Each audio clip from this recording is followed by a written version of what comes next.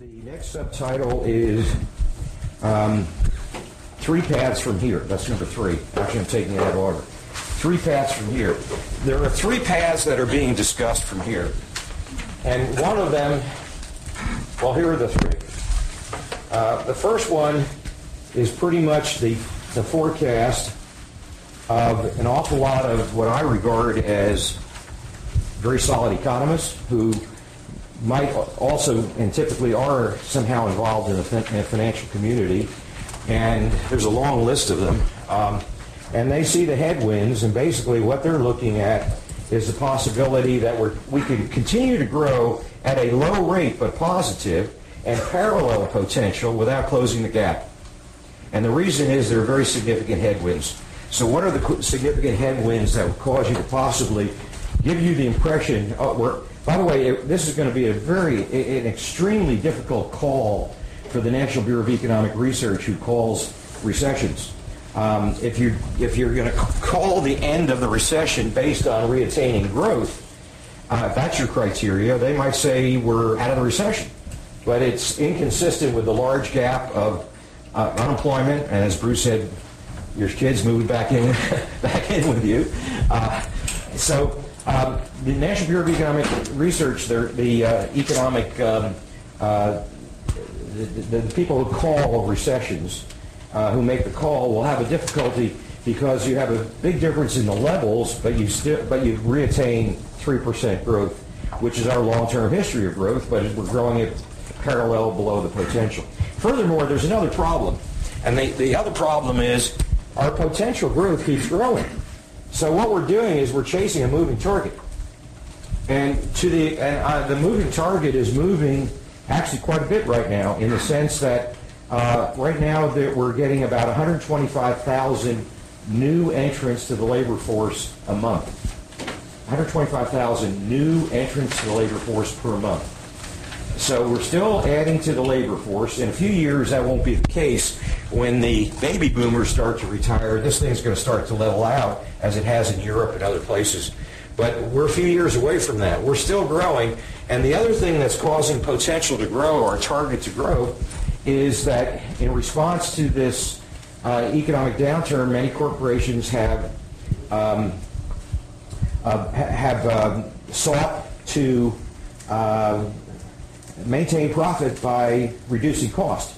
The flip side of that is efficiency. So basically, you're producing more output with less resources, and that's basically productivity. So the cost-cutting move that's on is the same thing as saying we can, with the same resources, we could produce more output. So what at the corporate level is trying to maintain cash flow and profitability through cost cutting translates into an expansion of your ability to produce, because you're being more efficient about production, use of inputs. So basically we have 2 reasons our target continues to grow. In fact, it might be growing pretty damn fast now, because corporate efficiency has really picked up quite a bit. So our target, we're chasing a moving target. And we're chasing it right now at a relatively low rate of growth. So the first group of people, there are 3, as I say, 3 paths from here. The first group of people see that we're chasing a moving target, and we have lots of impediments to GDP actually turning around.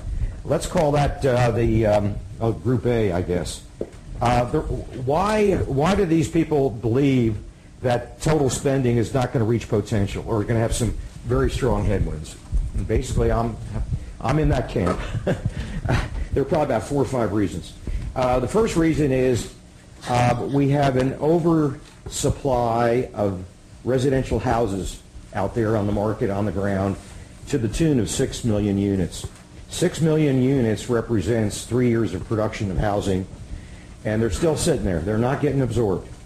Hopefully they're deteriorating and they'll be demolished, but that's about the fastest way we'll get rid of the overhang of excess houses. The importance of the overhang of excess houses is a number of things. Number one, it means the 2 or 3%, about 3% of GDP would occur because of house building, and it's now down to about that number's down about 80%. So we've lost we've lost about 2.5% of the spending stream that we usually have because we have an excess supply of 3 years of houses. That's number one. Number two, the housing market is soft, as you know, and what you have as a result is housing prices have declined, and in many instances, and I should have brought the number, but it's a very significant number, the number of Americans who are, quote, upside down, namely their house value is less than their mortgage. So that means that the collateral value behind the mortgages and the collateral value behind the mortgage-backed securities composed of mortgages is very, very weak. And what it tends to do is cause those who are upside down to mail the keys in and start afresh.